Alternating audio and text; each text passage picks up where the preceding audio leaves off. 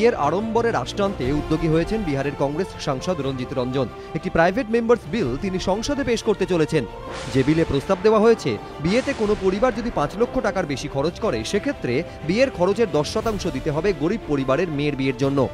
বিয়ের খরচের মধ্যে পড়ছে নিমন্ত্রণ পত্র থেকে শুরু করে ফুল, প্যান্ডেল, কমিউনিটি সেন্টার বা ব্যাংকুয়েট হল, আলো, আতশবাজি, খাওয়া দাওয়া, গয়না, কোনো তারকাকে বিয়ের অনুষ্ঠানের জন্য আনা হলে তার পারিশ্রমিক, গানের ব্যান্ডের খরচ, হেলিকপ্টার, বিমান এবং গাড়ির খরচকেও বিয়ের খরচ হিসেবেই ধরা হবে।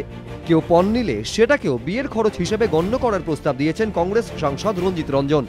এইসব খরচ মিলিয়ে 5 লক্ষের উপরে হলে 10% অর্থ গরিব বা দারিদ্র্য সীমার নিচে বসবাসকারীদের জন্য দিতে বিলে প্রস্তাব। কিন্তু এই বিল কি আদৌ সংসদে পাশ হবে? ক্ষমতাশালী বিপুল ধনী রাজনীতিকরা কি এই সব প্রস্তাব মেনে নেবেন?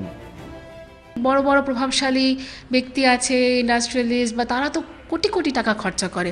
সেক্ষেত্রে কীভাবে হবে যে কোটি কোটি টাকা তারা খরচা করে ফেলছে, সেইগুলোর মানে কীভাবে কন্ট্রোল করবে, এগুলো খুবই ডিফিকাল্ট। অনেকেই মনে করিয়ে দিচ্ছেন কয়েক মাস আগে নাগপুরে এক বিয়ের কথা। গোটা দেশ যখন নোটের ধাক্কায় বেসামাল, তখন কেন্দ্রীয় সড়ক পরিবহন মন্ত্রী নীতিন গডকরির মেয়ের বিয়েতে ছিল এলাহি আয়োজন।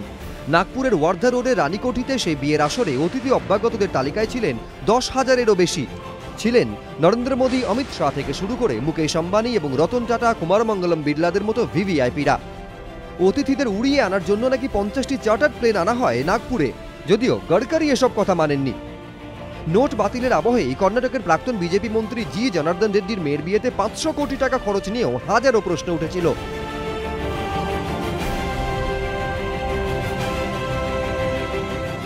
কংগ্রেস সাংসদের আনা প্রাইভেট মেম্বার্স বিল আইন হলে এইসব প্রভাবশালী রাজনীতিকরাও তা ঠিকভাবে মানবেন তো, নাকি আইনের ফাঁক বের করে নেবেন?